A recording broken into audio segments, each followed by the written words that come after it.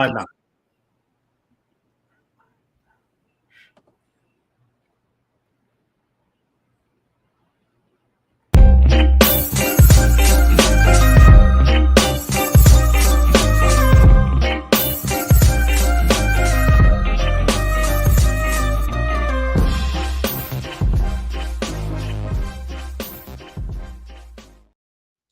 Good evening and welcome to this week's episode of Sunday Night Live, your favorite automotive show where we talk about those things that affect the customer experience at your stores. Because the better the experience, the more they come back to you for everything they need when they need it, and they'll bring their entire tribe, their friends, their family members, the people they work with, the people they go to church with, everybody. So I'm very fortunate. I have a great network of friends, colleagues, and automotive professionals that come on every week to share with us what they do or what they've done to improve the customer experience at your store. Real actionable items that you can use in your store tomorrow. Never any fluff or filler. And this week is no exception. I've got my good friend, Paul Machin. Welcome to the show, Paul. Hey, Paul, it's been a while. Thank you for having me. I'm super excited to be talking to you again. My pleasure. You've had a long career in automotive. For those that may not know you, if you could maybe go through a little bit of history, and you just started a new venture, which I'm extremely excited about. What we talked about the other day prompted us to get together tonight. So do tell. Absolutely. So, I like to say I was born in the business. It's all I really know. Started on the retail side for about 15 years. Then progressed into the software as a service for a little more than a decade and a half, and then data as a service for the last 6 years. And through it all, I've been a disruptor. I've never really accepted this status quo. I've always figured out that there must have been something better, more creative that we could do to improve our industry. Whether it's I was actually running my stores, I was a disruptor with my SaaS partner, DealerTrack, when I was with them. We disrupted the industry, bringing the technologies to the dealers we did. And then the data as a service, working with all kinds of businesses, from startups to legacy clients like CDK, Reynolds, Sonic, AutoNation, CarMax, Carvana, getting that experience to understand how they were changing the market just by their daily operations. And as you know, we started vlogs right at 2020 when we all got sent home, right? Yeah. That's how we met. Is through, like, you had something to share, I had something to share, and we got together. We just kind of synced.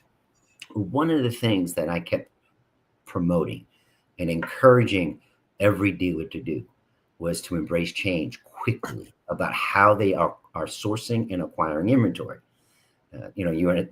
I always, number one, 100% service RO appraisal. No ifs, ands, or buts. It's easy. Figure out a process to create it. There are good technology partners out there. It can be done. I would venture to say less than 10% of the dealer community is actually doing that. As easy as it is, and how profitable that inventory is, less than 10%. Number one reason I would venture to say is because of change. Right.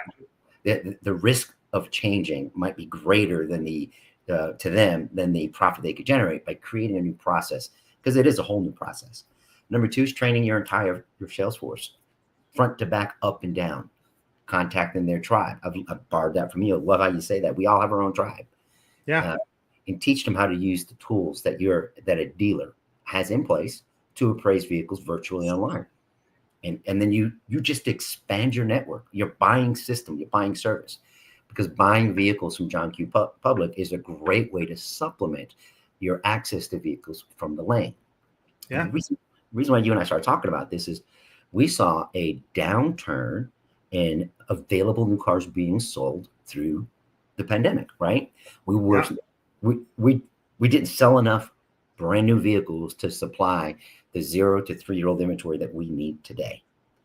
And if you look at all the reports and whatnot that's out there, they're saying that there's a shortage of 0 to 3 year old cars that are coming off lease or coming out of rental or even being repossessed, if you will. There's just a shortage of that quality 0 to 3 year old affordable inventory. I don't know if did you and I talk about pricing on this is the first time since I think it's Q1 of 2023 that the average transaction price for a 3-year-old vehicle is just over $30,000.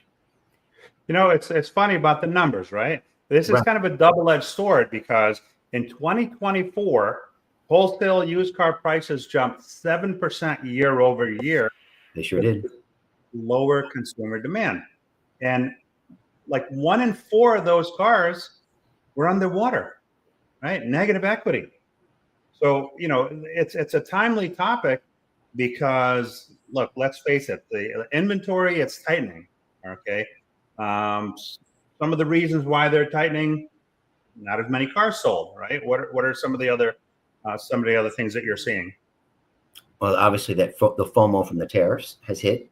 Yeah, So you have a lot of fear of missing out. Dealers want to buy. They're going to the lane and buying as many cars as they can, even overpaying, because they're not sure what the market's going to react and adapt to in the coming months.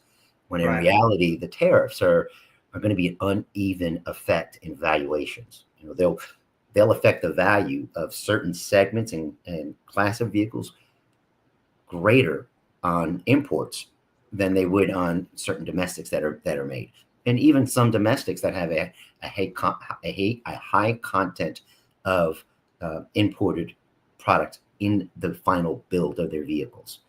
And so you get a vehicle that's made in. I used to have back when I was with Saturn, right? We used to say 100% North American made because the vehicle was made in Spring Hill, Tennessee, but that included content of parts that came from Mexico and Canada. So they considered it, right, North American content. Well, the tariffs right now is really looking for American content, what's being made here in the United States of America.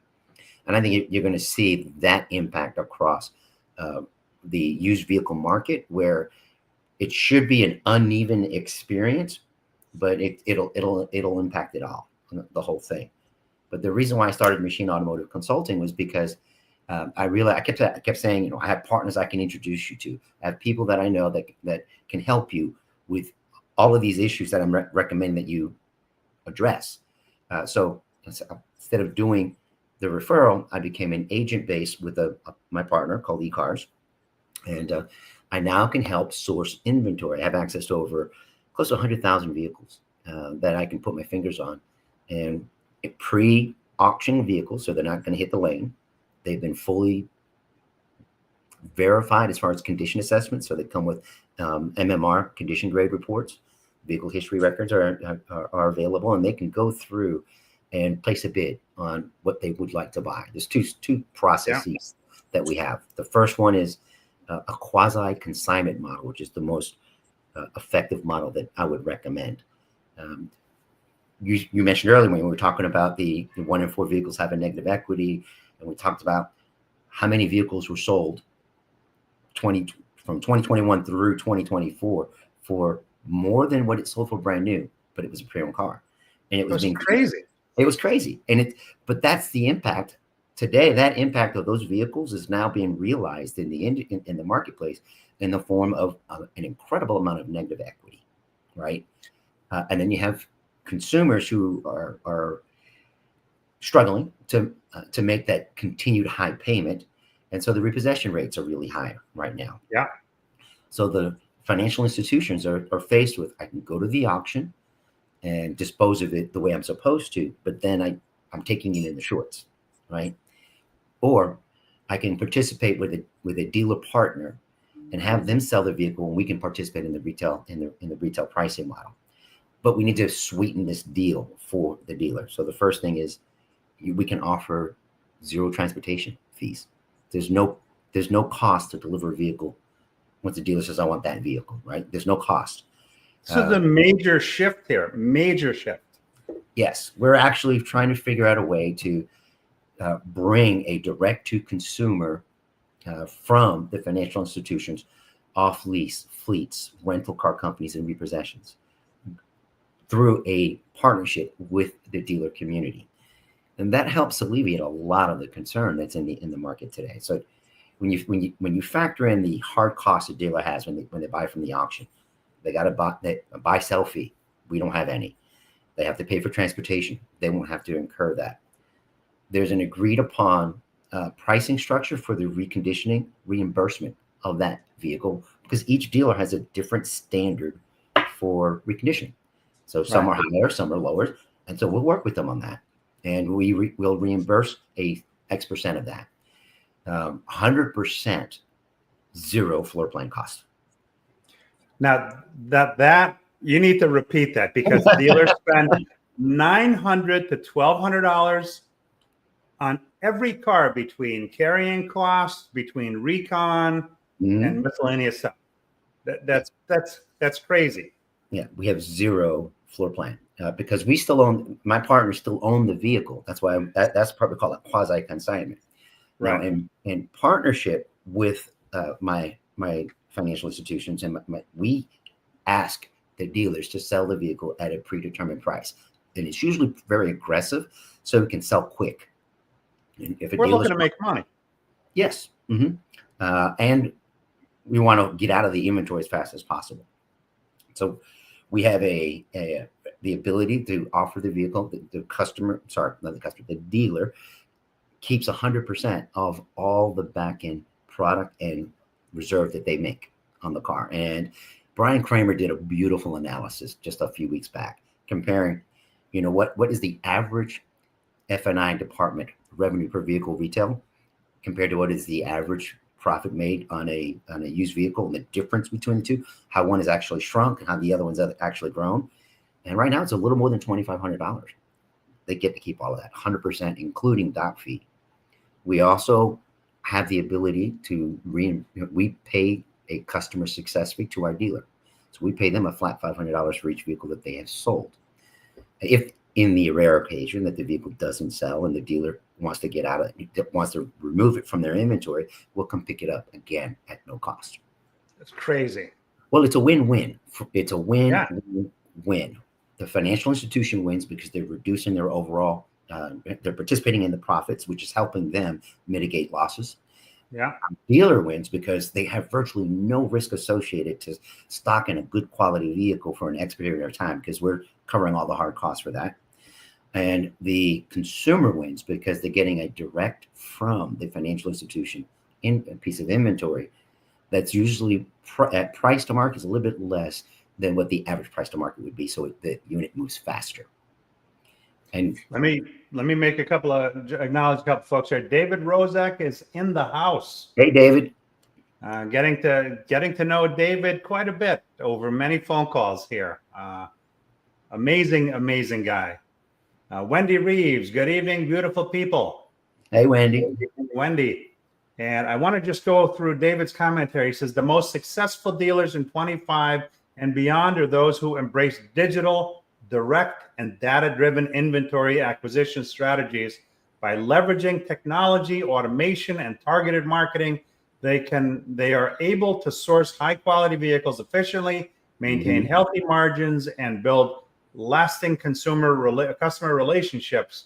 Those who fail to adopt risk falling behind as the market continues to evolve. That's right. What I love about your venture here is that it's a major shift, and this is something dealers really need to wrap their heads around because they're not used to it, right? A lot of times we're afraid to make decisions when it's something different that we don't know about. But the bottom line is what we know about is profit. The bottom line is what we know about is what carrying costs are. And to be able to source, what was that number of cars that you said availability? Up to 100,000 vehicles annually. 100,000 vehicles, more than any dealer can sell. So we're looking at volume dealers. Yes, right? Primarily. Looking for, I'll be working mostly with mid-sized groups, and I have some large groups already. Or they have large groups already, not me. They have my partners that I'm an agent with. They have acquired some large dealer groups, and that are buying a few hundred cars a week. And it's once we get to scale, it's just a machine. Right. No pun on that. Yeah, yeah. We send out a new list every week for our partners, that our dealer partners. They go through, and it might be 1,000 vehicles that they can pick through. And they may say, I only want 100 of them this week. Boom, boom, boom. We say, okay, we'll send them to you. That's it. That's all they got to The do. bottom line is no transpo, no Mhm. recon, no carry, and you keep the money. Wow. Speaking of keeping the money, we got Frank Knox in the house. I can't wait to get to Chicago because he and I are going to chow down. Frank's good people. Yeah, Yeah. and I was only with CarMax for 5 years. He retired from CarMax. Yeah, no, Yeah, he's a demon. to have both of you guys in the same space here, it's like hitting lotto. Yeah, yeah. It's interesting. Everything that I'm describing, right, is that out of the box thinking mentality, not accepting the status quo. I remember when I was going through my training at CarMax, wearing my white sneakers and my khaki shorts and my blue polo, and my GM buddies in Charlotte, North Carolina used to rib me. Oh, you'll be back in dealership in no time. That's going to be a failed proposition. Well, look at what they do today. I mean, they are just a juggernaut in the industry. And what did they do? Totally different, out of the box thinking and process. And a good percentage of their inventory that they acquire is sourced directly from John Q. Public, right? One of my main talking points. Well, now we're able to add another layer of sourcing, which is direct from the financial institution, bypassing and allowing the financial institution to participate in the retail strategy. That also helps them mitigate some of the risk associated from the market that we created in the 2022, 23, 24 overpriced inventory that was being sold. And the beautiful thing here is that the banks don't want these cars. No, So no. they need to move them. It's a question of lesser of evils, right? Mm-hmm. You're better off. It's like in the mortgage business, right? There are a lot of banks. They're bending over backwards to help people either stay in their homes or do whatever they can to not end up with yet another piece of property that they own that they don't want to own. And this is kind of the same thing with automotive. Yes, yes. If you think about the uh, a mid-sized dealer group, they're in a hyper growth mode. They want to acquire more locations and more stores, and they typically have a really refined F&I process, right? Yeah. So what has the tariff done? What's it really impacted to the used vehicle market? Well, parts, right? If it's a foreign made part, that part becomes more expensive, Right. and harder to source later. Well, if I was in an F&I, I would be developing word tracks and teaching my teams.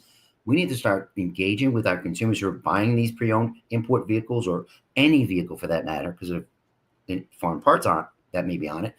The need to buy an extended service plan, a service contract, right? It Yeah. makes that service contract more valuable because Absolutely. it puts in that pricing control. If it's a covered component, the deal, it doesn't matter how expensive it becomes because of the tariffs. It's covered. Yeah.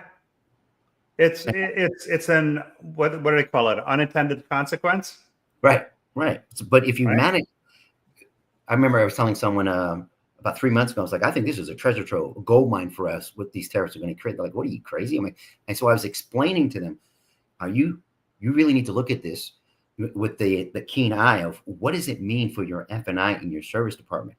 Because if the parts go up and you are more effective at selling service contracts, you're covering even more for service ROs and repairs, Yeah. because that service contract is a guarantee that protects the consumer from price increases. The beautiful thing I love about collaboration like this is that wasn't forefront in my head, right? Yeah. But yet F&I is an area where the dealer has opportunity to make money. A lot of times they're not making the money on the front end. Oh, So and that's where most of the money comes from, right? yeah. In today's market. Did you Now, know the average price gap between a 3-year-old vehicle and a like new car is just under $17,000 difference? It's not a lot. No, not when you really think about it. Not when you think about the incentives that the factory is going to be offering, the lower rate that you can qualify for on a new car, and extended terms that you may not be able to get on as easy on a 3-year-old vehicle that you could on a new vehicle. Right. And the market swings that I've been staying abreast of. I still read all the reports that come out. Right, a 3-year-old lease return, the values are coming in higher today than the automakers originally forecasted. So a good lease return is still offering some of the drivers unexpected trade advantages. Now, if you go to a typical new car dealership today and ask them to explain or walk through, show me your strategy. What is your process to reconnect with those consumers who are driving that 3-year-old lease that you did 3 years ago? How focused are you just working that business, get that customer in? They can't give you a process. Well, the thing with leases is they have to get something else. The question is, do they keep what they have, or do they get something else? Can you make it attractive enough for them to do that? You know, we talk about inventory, right? The supply, I think, is down below 40 days now. Yeah. While at the same time, you have people either that can't afford or are too scared to pull the trigger because they don't know if they're going to have a job tomorrow. Do you know what the average age of a trade-in is at the end of Q1 2025? No. This will blow your mind. 7.6 years. The Are you average serious? average age of a trade-in in Q1 2025 was 7.6 years. Wow, that's crazy. I know. It's insane when you really think about it. I remember back in the day when a car approached 50,000 miles, they were already, we're going to be out of warranty soon. We need to look at something else. And that was typically a 3-year-old car. Now we're looking 7.5 years. Wow. Yeah. Hey, we got Joe Clementi in the house, Coach Joe. Hey, Joe. Joe and I are going to be doing something soon. Joe's one of my Fixed Ops brothers. So welcome, Joe. And Frank says, acquisitions has always been a game of having the best buy center stock that you can have. This is yet another layer. There are no bad channels, just bad strategy. You know what I learned from Frank is that, I was of the mindset of direct from consumer only, direct from consumer. There's a place for everything. And Frank educated me on how to navigate those waters successfully to really build a nice portfolio of cars. You're not gonna just open a door and have everything show up that you need, right? You need to have a strategy to go out and get it. And he's got some great strategies, and I love what you're bringing to market here. But the thing that I see is you're still gonna have those dealers that are is it for real? Yeah, right. Because it's so good that some may question it. But fortunately, you have a very long track record and a lot of people that know you and respect you in this business. Yeah, I think we're going to see the pricing stabilities is going to fluctuate much more than what we expect or than most people are thinking it will have significant turbulence in the quarters ahead. Just because of the basic fundamentals of new and used car sales. And the biggest culprit for these imminent changes that I believe is the reduced supply of off-lease vehicles, number one, and number two, the reduced supply of those brand new cars that were sold at those higher margins. So we have those two things that traditionally dealers have been used to. I know I can go to the line. I know I can go to the auction, and I'm going to have access to bid on all these cars. Well, I think it's going to be a cascading effect that's going to trigger higher pricing for used cars, which opens up a whole nother can by itself. And this venture that I've jumped into, it is, as Frank's right. It's another layer. It's an additional source. I firmly believe in an omni-channel acquisition approach. You and I've talked about that many times on your show. 5 years now, to be exact. Yeah. God, it's been 5 years. Yeah. Yeah. Wow. When you really say that, it really puts it, it really puts it in perspective. Yeah. We're here now. There are some inefficiencies in the auction process. There's no question about it, right? Yes, you still need a certain amount of that, and you have to navigate those waters. But this new method here, I don't know.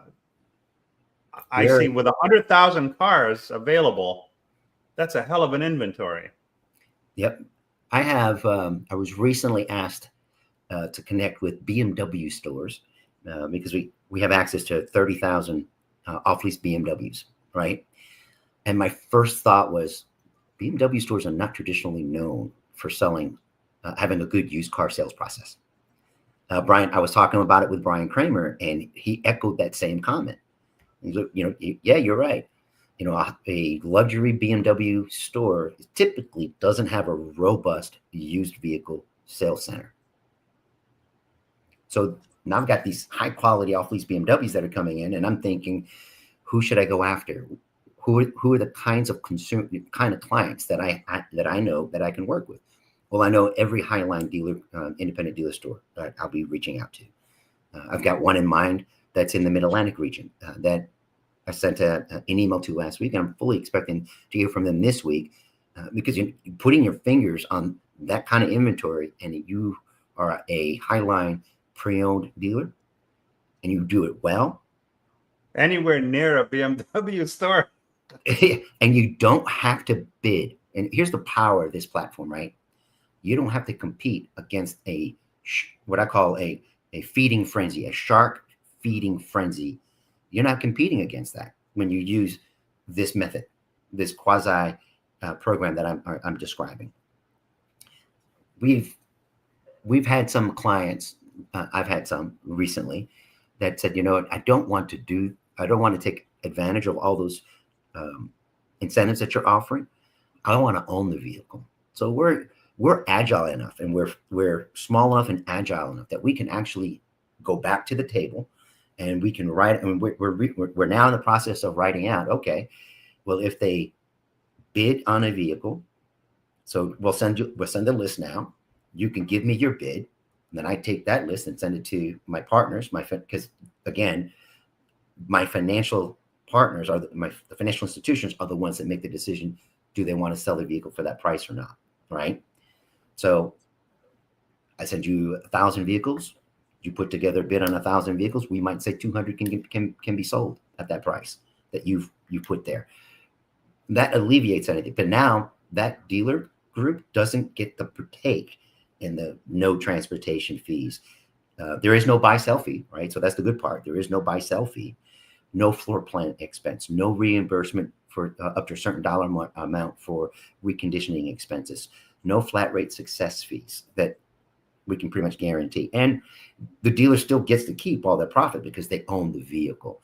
And in the event that vehicle doesn't sell within their turn time parameters, let's say the average store today is 60 days, they got to take that vehicle and go to the auction with it versus calling me and I'll come pick it up again at no cost.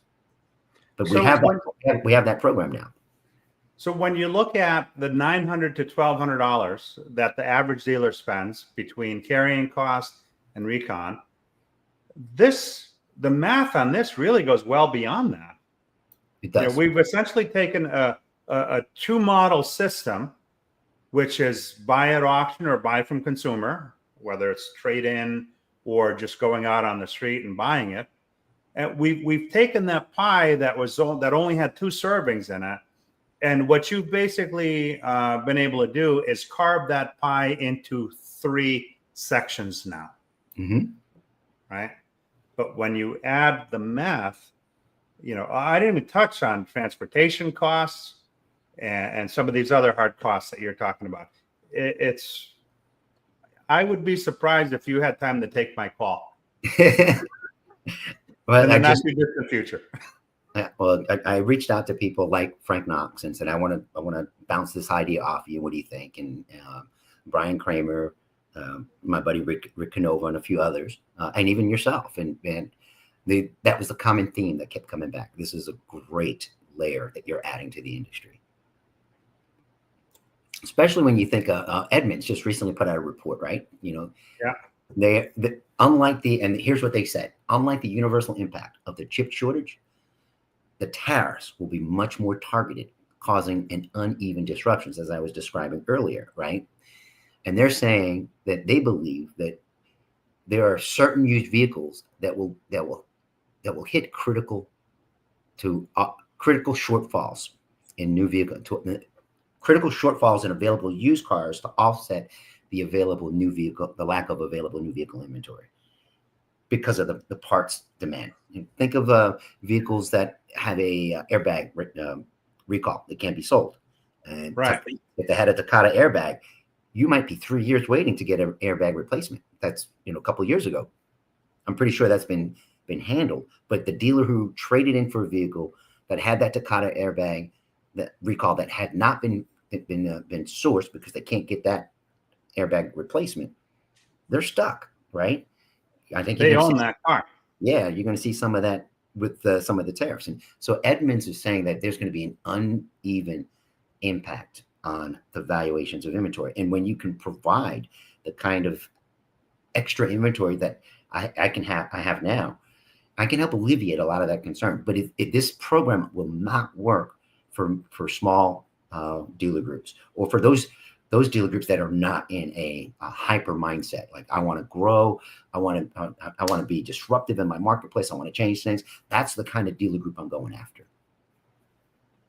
And the auction that everybody's used to, not all cars sell, right? When they go through auction, whether it's you taking your car there or you going to buy something, it's just, I'm just baffled by what's taken so long. But I guess the market has determined and created this.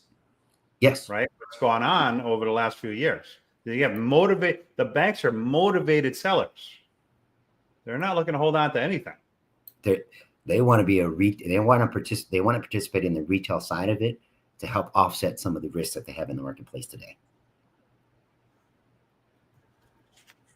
And they've made it a really they put a really nice package together to make it happen.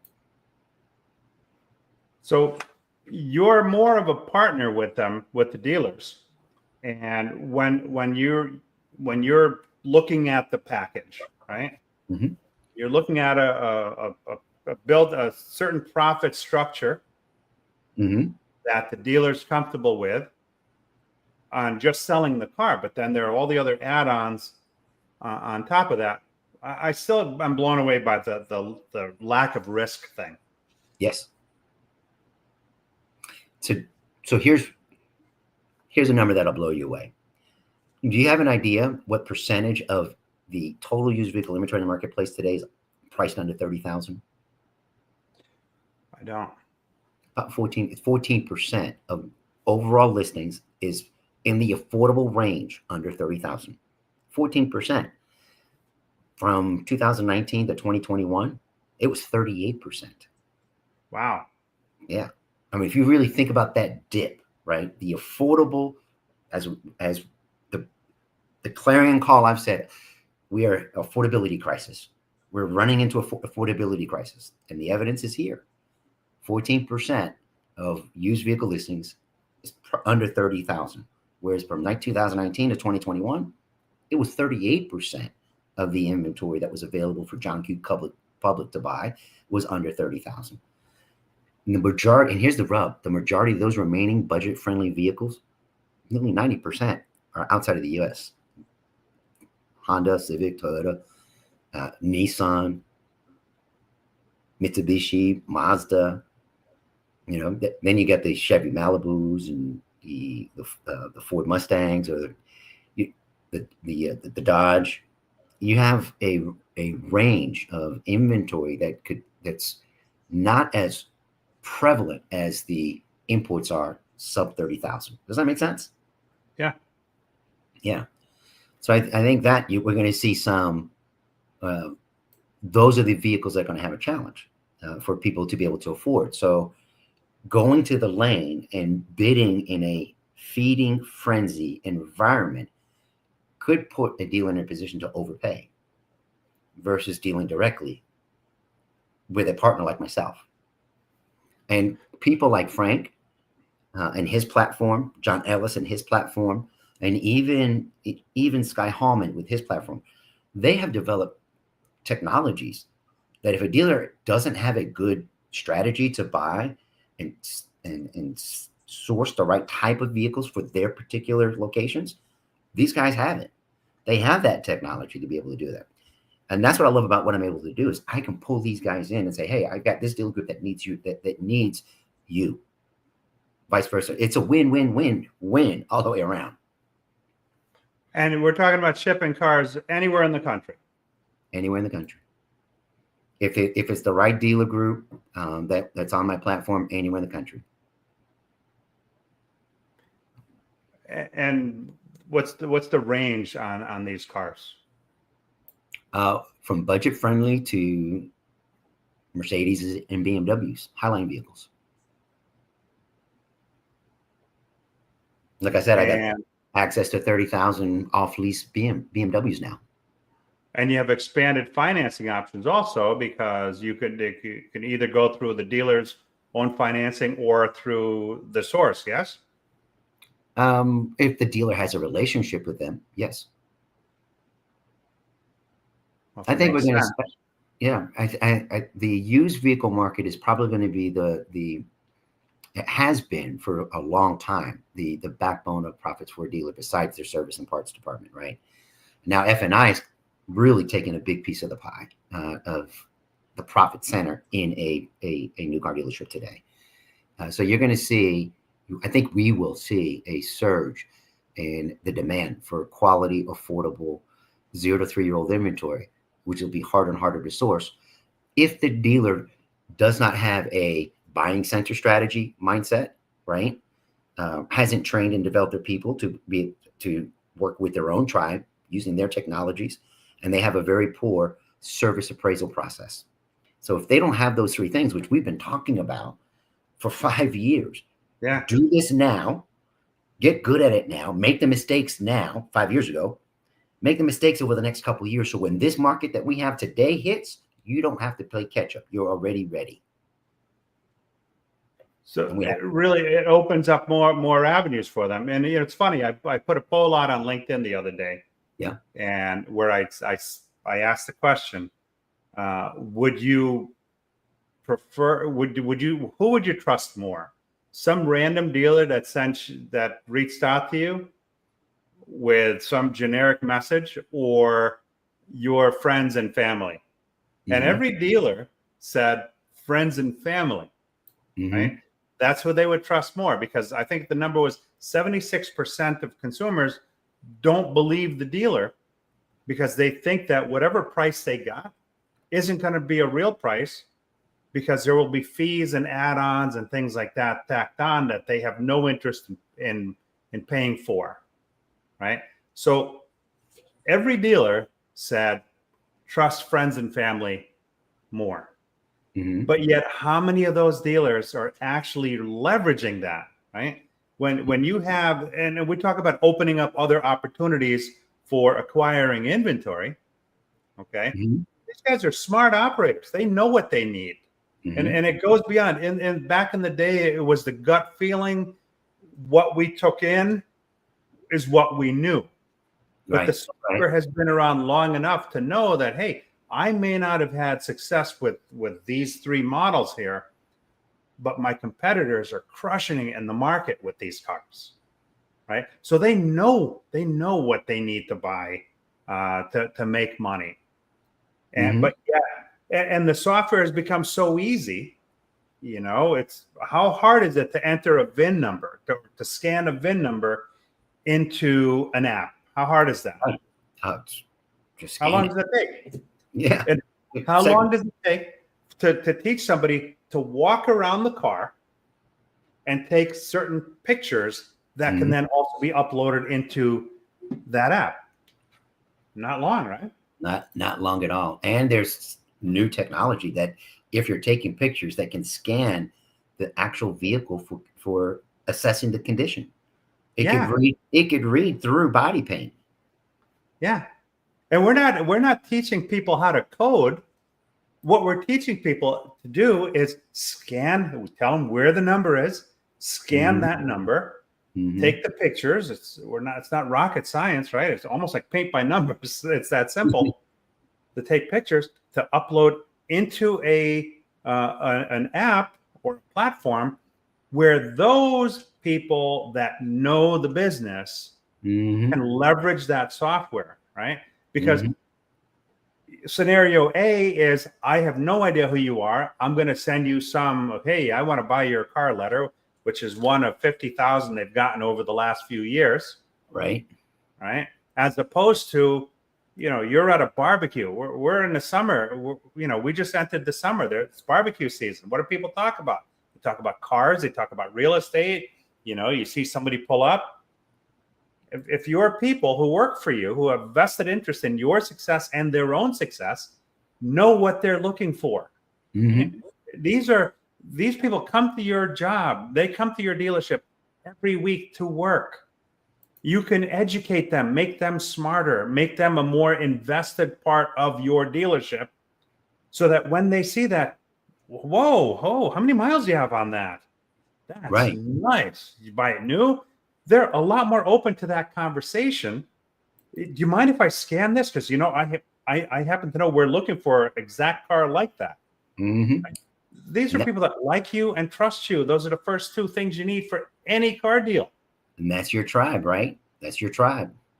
That's it. Who wouldn't want to support their friends and family? Right. I do. My other side hustle I have Buy My Way now. And it's a concierge buying service. And I do 3 to 4 vehicles a month, helping. Well, now it's more friends and neighbors and friends of the friends. Yeah. I could do more if I just don't have the bandwidth. And I just enjoy the little things I'm able to do every now and then. And it's because of that, my tribe knows another tribe, and it knows another tribe, and just gradual growth. We're adding that to our enterprise also. So stay tuned for that one. That's coming very soon. That's right. Under construction. All right. Frank says, are the banks seeing what we aren't? Repos will rise in upcoming years due to negative equity. Repos are the highest level in 16 years. He's right. In 2025, the delinquency rate among subprime borrowers hit 6.6%, the highest in decades. Are banks embracing change and reality before dealers are? They are. And obviously in my opinion, they are. They have armies of people dedicated to just analyzing the numbers, digesting what is their book of business, how does this book of business perform to this book of business, to this book of business, and how can we reduce our overall loss? And hence the strategy was born. But Frank's right, highest repo rate, and this is not new. We've talked about this over the last 5 years. Right? We said this is going to happen, and it's happening. Yeah, a lot of people are like, oh, you're just saying the sky is falling, but the reality is, it did. Yeah. Experian puts out, and I've done this with you before, as I've shown, they've got a phenomenal report called the State of the Automotive Finance. And they just put out their Q1 just a few days ago for 2025. And in there, they're talking about that 14.5% of all new car payments are over $1,000. That's insane. I know. And that's just new cars. Used vehicles is over $750. Now, the average front-end gross profit fell by 5%, according to NADA, in Q1 2025. And 68% of consumers say they're more likely to buy if the dealer explains the pricing logic. So they really want to buy the cars. They just want to have a better understanding of why they're paying what they're paying. Yeah. And I think the dealers will the better they do at a consultative interview and help educate the consumer, the more likely that they'll sell more vehicles. Frank says, thus the need to sell that inventory fast. Fast. That's right. That velocity of turn is really what counts. One of the largest, Lithia, right? I was talking with Sky from One Auction View, and he's developed this model for basically retail insights, and he monitors all the new websites and what the vehicles being sold for. And he noticed a trend where Lithia overall their price to market strategy is lower than the average competing dealer within their segments are, but their turn times are higher. So if you think about that, if they have the chance to turn a unit 3 times in 60 days versus once in 60 days, who's making more profit overall, even though per vehicle profit is down?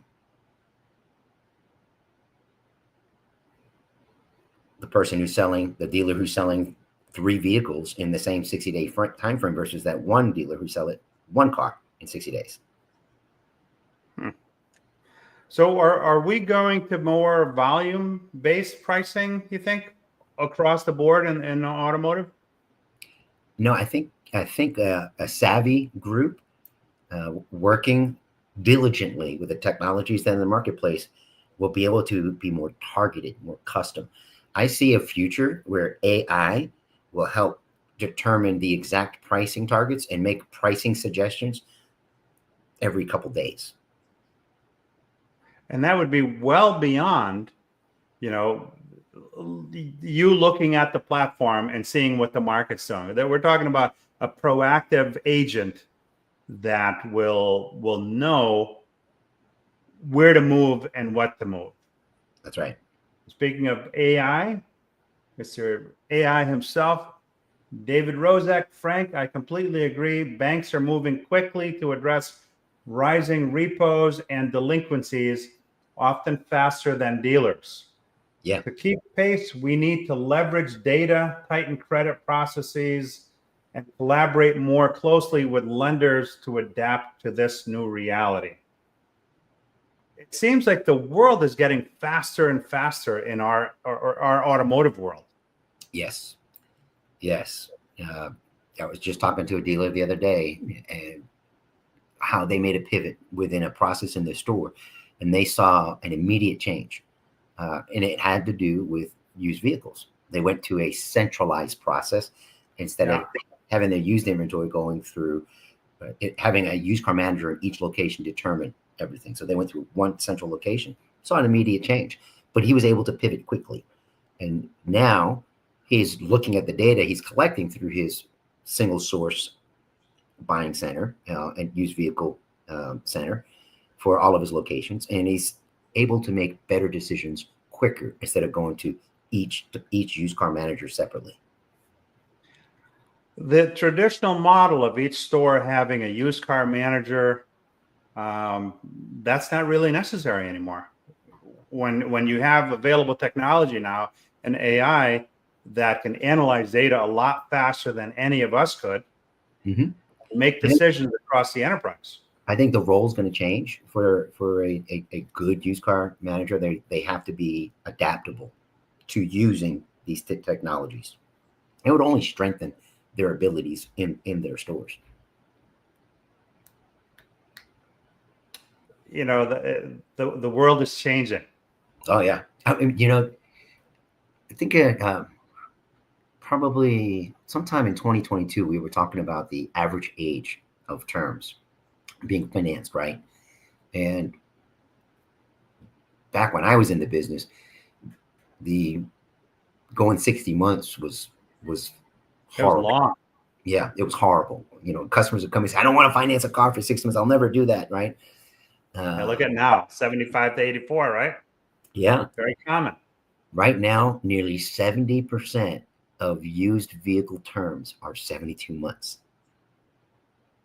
70%. That came from State of the Automotive Finance. And so when you think about change, what is it that the finance institution, the understand about the used vehicle market that we might be missing. If they're willing to finance a pre-owned vehicle for 72 additional months, I mean, it's just, how far ahead are they predicting resale values? You'd have to have a crystal ball for that. But fortunately for you, you don't, for the consumer, if they can afford the payment and they understand the value, Mm-hmm. and they have a warranty that backs them. Okay. I got a warranty. I bought a car brand new a couple of years ago, and Mm-hmm. that car had some issues, and the OEM did the right thing with my dealer's help and got me an 8-year 120 zero deductible warranty. So for me, that's tremendous peace of mind. I have no qualms about driving that car for a long time because I know I have coverage. So, we talk about things changing with AI and people saying, well, people are losing their jobs and things like that. But there are other opportunities that come up as a Mm-hmm. result of that. Yeah. Yeah. And it's being able to figure out where to find the sources you need to be able to take advantage of those opportunities. Do you need a new finance partner? Do you need a new sourcing for inventory to get the inventory that's more affordable? And we have a market today that allows for that. As long as they're open-minded to it. Yeah. I think we're going to see the rest of this year, leasing will continue to increase. It has to, and that'll be driven by the OEMs. They will do that. And a friend of mine is a GM of a Kia store in town, and he said he sees a lot of cash deals. I said, is it really cash, or is it they're bringing in a check from their credit union? He goes, it's Right. a check from the credit union. So it's not really, check. Right. It's not really cash, but on the books, it looks like it's cash. So another financial institution who offered better rates, better terms, has a better product, has higher trust, was able to earn that customer's business. I think you're going to see that increase until as an industry, we get even better at our finance process. I think you'll see captives will still be the largest loan lenders, and banks, standard financial institutions, they'll be the ones that'll be vying for the used vehicle loans because they're much more profitable because they can charge a higher rate for a pre-owned car versus a new car. I think you'll see it's pretty much already, we're seeing it now, but we'll see that the used vehicle loan amounts will continue to increase. And because now they're offering such extended terms on older vehicles, payments are going to drop. So even though they're financing, the price of the used vehicles are higher, payments are dropping because they'll be able to finance the term longer. Kind of a catch-22, right? Right. I think we're going to see. You're taking somebody out of the market for that much longer. I think it'll be harder for that person to be able to trade in that pre-owned car 3 years later or 4 years later. Much more difficult. It is very possible that the government will come out with some changes that will help ease the pain of financing and qualify for terms and rates. We'll see rates being adjusted to make it easier because we are a credit-driven economy, right? We're not a producer economy. We are a credit-driven consumer economy. So we've got to rehabilitate that for at least a short term while the producer economy is being recreated again. Does that make sense? Yeah. So I'm reading the tea leaves and I see news coming out in the coming months that's going to make it easier for people to A, qualify for terms, and B, get better terms than what they've been hearing and seeing in the last couple years. David says, I think I need to focus my AI skills to used cars. Marketing is AI driven and more streamlined than ever, but variable sales has forgotten how to sell or use data and process, which is why AI is growing in auto so fast. I think he's 100% right. I think he's 100% right. David, we need to have a conversation. I think it'd be worth it for us to brainstorm because he's 100% right. I'm going to connect you guys after the show. I'm going to connect you guys through chat. Yeah. through text. So you guys will be able to have a conversation. But it's funny. Everything is a double-edged sword. Mm-hmm. So now we're going to longer terms because pricing has gone up. So people are taken out of the market as far as buying is concerned. And you hear periodically the resurgence of, fixed ops is important again. Well, fixed ops has always been important. Always. It's never changed while we've been in the business. Okay. But now, so if you have opportunities now to sell more cars, and if those cars are going to have to be financed longer, then it also opens up the opportunities in fixed ops. Let's face it, if cars are on the road longer, those cars need to be serviced.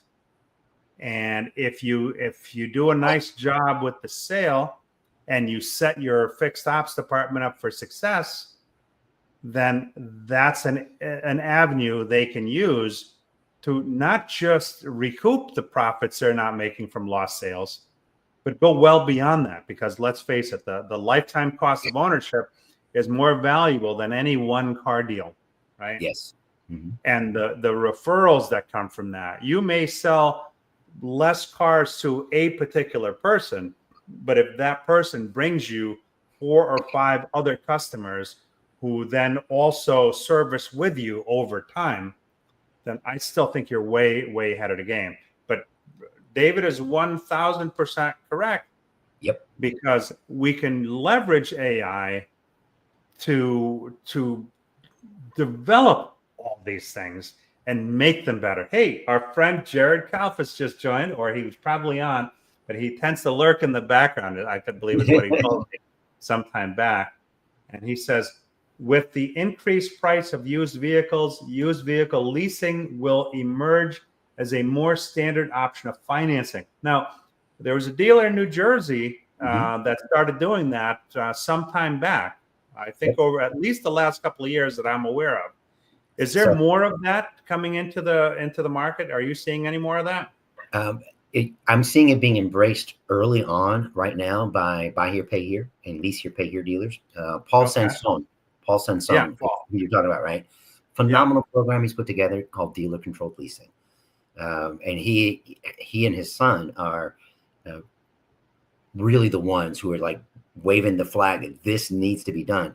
You will see our standard, and Jared's right, you will see standard financial institutions start coming out with used vehicle leasing. More along, they'll start off with like higher line vehicles will get used vehicle leasing. Yeah. Think in terms of Mercedes, BMW, Cadillac. The OEs will also come out with those vehicles that are pre-owned, certified pre-owned, that they may put together a used vehicle leasing program. I could see that happening. I remember Fifth Third Bank. Do you remember Fifth Third Bank? Mm-hmm. And they were one of the largest pre-owned leasing lenders in the country. And they mainly focused on high-line inventory. Back, this was probably 10, 15 years ago. Right. Yeah. It'll be interesting to see. Yeah. Yeah. But Jared's right. It's a viable option. Well, right now, 34% of all used vehicles financed, their payment is less than $400. That's from Experience Finance, the State of Automotive Finance by Experian Q1 report, right? And 4% of their overall used vehicles were financed over $1,000. That's 4%. So you take 34% under 400, 4% over 1,000. So where's that gap in the middle? It's about 750 right now. That's still a hefty payment for a pre-owned car. Yeah. Yeah. And then you're not, especially in a market where people aren't sure they're going to have a job tomorrow. Right. And that's where used vehicle leasing could really alleviate that. Right. So instead of a $750 payment, it might be a $500 payment. Right. A lot more digestible. I would definitely say. And I know the hour has come. I just got to say one more thing. I know the right company that these banks need to talk to about used vehicle leasing. You're not connected to Paul. Click and reach out. It all starts with the conversation. That's right. Please. Paul, I love having these conversations with you, man. Me too. We covered a lot. And I think we need to just be the lighthouse, Yeah. for our industry. So to those watching live, thank you. To those watching on the replay, thank you. If we're not connected, either to Paul or myself, by all means, if it makes sense to connect, reach out to either or both of us. We'd love to connect and further. You have a saying, a rising tide raises all boats. That's right. And I with my network, I see that pretty much on a daily basis. So I appreciate your friendship, and I appreciate you sharing your knowledge, because it can help a lot of dealers. So won't be a show next week. It's Father's Day, so we'll be back in a couple of weeks. Show announcement should be up probably within the next few days. But Paulie, stay on when we go off here. I wish you all a safe and successful next week, and a happy Father's Day to those dads out there. Have a good night. Good night, everyone.